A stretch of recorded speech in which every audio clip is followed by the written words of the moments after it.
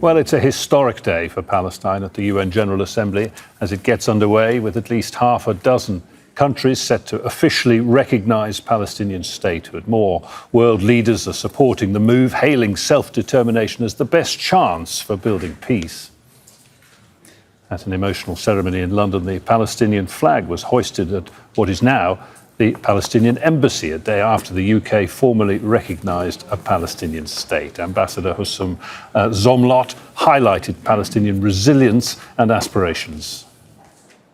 In the same capital of the Balfour Declaration, after more than a century of ongoing denial, dispossession and erasure, the UK government has finally taken the long overdue step of recognizing the state of Palestine. This moment is not only about Palestine. It is also about Britain and the British government's solemn responsibility. Ladies and gentlemen, Palestine exists. It has always existed, and it always will. Well, Amnesty International says the UK's recognition of Palestine is not effective without meaningful actions. The human rights organisation insists that recognition is no doubt significant, but will be a hollow gesture if the UK does not also seek to end Israel's genocide. For recognition to be effective, it must be firmly rooted in respect for human rights and international justice. The UK needs to take action to ensure Israel lifts the blockade on Gaza and respects Palestinians' right to return. Words alone, it says, can't stop the atrocities. Recognition must be tied to real accountability. The UK must halt arms exports, divest from arms companies that continue to sell arms to Israel.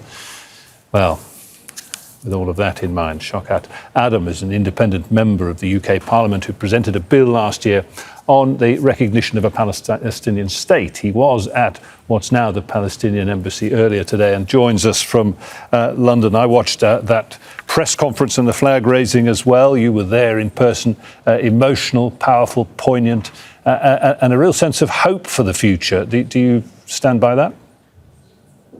It certainly was a monumental moment. It's a mark in history. It's a point in history. Hopefully, it's a turning point in history. But it was a very powerful day. It was a very emotional day. But as your previous contributors were saying, it's just the beginning. You're an independent MP, of course, sitting in the House of Commons. In October 24, you put forward a bill for the recognition of the state of Palestine. I wonder how you view the substance of what is going on now. There is this recognition, certainly. It doesn't do much, though, to bring an actual state into being. For that, you need willing participants. You need a peace process. You've got to have agreed borders. You've got to have peace. We have none of those things. What happens next? What is the real benefit of this? It is absolutely right. It's just the beginning. What the benefit of today is that now we recognize the Palestinian officially as in this country. So therefore, we have an equal now. So the people of Palestine and the Palestinians are at peace with this country, and we must treat them as we would treat any other country that we are at peace with. And that would mean, for example, we are not at war with them. Our citizens cannot go over there and go to fight, for example. And there are other tangible changes, very, very small. We don't have we don't have a mission now. We have an embassy, right? And we don't have a mission head. We have an ambassador.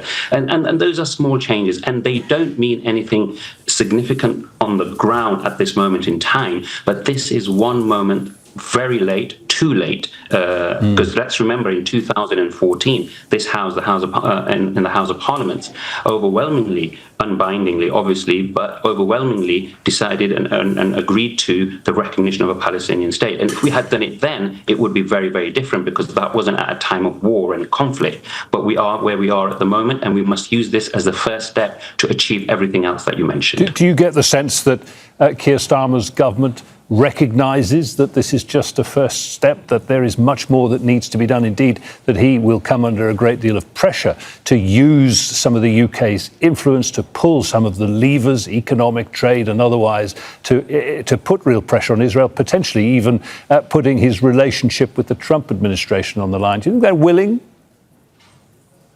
That is the million-dollar question, but the answer to that is this is not a tick box exercise, because there are millions of people out there that will not allow it to be, and there are good parliamentarians on both sides of the House and independent and other parties, backbenchers, which will hold this government to account.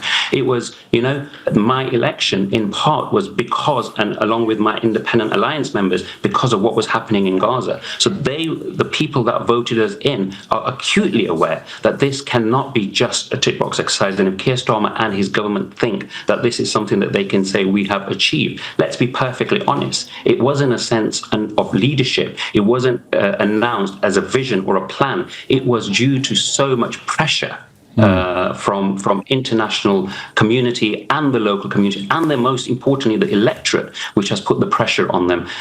And we will ensure that we will see this through. It may take time, but we will see this through. I'm told you've been on the ground in the West Bank.